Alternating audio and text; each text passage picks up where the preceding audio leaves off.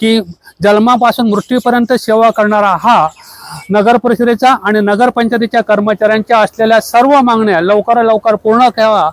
महाराष्ट्र राज्यातील सर्व नगर परिषदेचे कर्मचारी, नगरपंचायतीचे कर्मचारी आज महाराष्ट्र राज्यभर प्रत्येक जिल्ह्याच्या ठिकाणी आपल्या विविध असलेल्या प्रलंबित मागण्यासाठी धरणं आंदोलन करीत आहोत। कोण म्हणते देणार नाही, घेतल्याशिवाय राहणार नाही। कोण म्हणते देणार नाही, घेतल्याशिवाय कामगार एकजुटीचा जय असो, कामगार एकजुटीचा जय असो। कोण म्हणतं देणार नाही।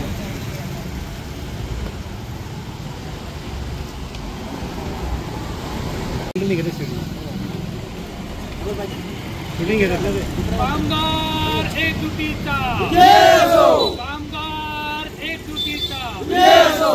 कोण म्हणतं देणार नाही।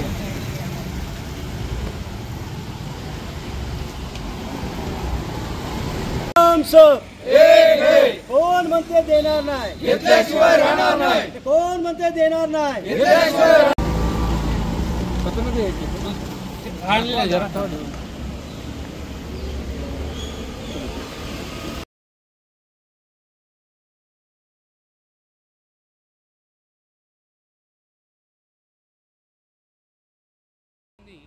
मान्य केल्या आणि ह्या मीटिंग मध्ये वित्त विभागाचे सचिव नगर परिषद आणि नगरपंचायतीतील कर्मचारी एकत्रित येऊन आज धरणे आंदोलन करत आहेत। आमच्या मुख्य मागण्या आहेत की 20 मार्च 2023 साली माननीय मुख्यमंत्री साहेब तिथे फायनान्सचे प्रधान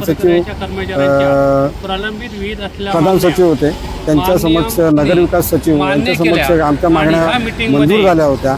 मंजूर झाल्यानंतर तत्काळ मान्यता दिली होती, परंतु शासनाने नगर विकास विभागाने याबाबत राज्य सरकारने कोणतीही कारवाई नाही केली। मागील 3 वर्षापासून या मागण्या प्रलंबित आहेत। या मागण्या प्रलंबित मागण्यांसाठी कोणत्याही प्रकारे शासन निर्णय झालेला नाही, तर या मागण्या पूर्ण व्हाव्यात यासाठी आमचे धरणे आंदोलन आम्ही आज रायगड जिल्हा कार्यालयासमोर करत आहोत। असंच धरणे आंदोलन अख्ख्या महाराष्ट्रभर होत आहे जिल्हाधिकारी कार्यालयासमोर। आणि तदनंतर आमची रूपरेषा राहणार आहे की जरी मागण्या मान्य झाल्या नाहीत तर आम्ही 9 जुलै विभागीय स्तरावरती सर्व नगर परिषद नगरपंचायती धरणे आंदोलन करणार आहोत। आणि तरी देखील शासनाला या धरणे आंदोलनानुसार जाग आली नाही आणि आमच्यावरती चालू असलेला अन्याय असाच चालू राहिला तर आम्ही 6 ऑगस्ट पासून बेमुदत संपावर जाण्याच्या तयारीत आहोत।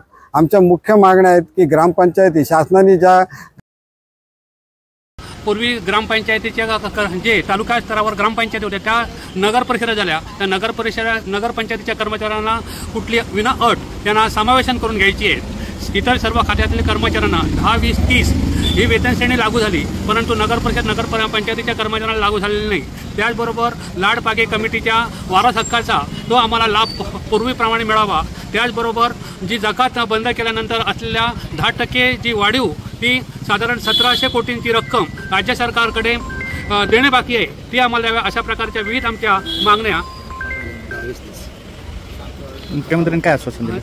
मुख्यमंत्र्यांनी काय दिलं आश्वासन? मुख्यमंत्र्यांनी आमच्या ज्या 18 मागण्या आहेत त्या 18 मागण्यावर सकारात्मक निर्णय घेतले 20 मार्च 2023 रोजी, परंतु अजूनपर्यंत आमच्या मागण्याबाबत कुठल्याही प्रकारे शासन निर्णय झालेला नाही।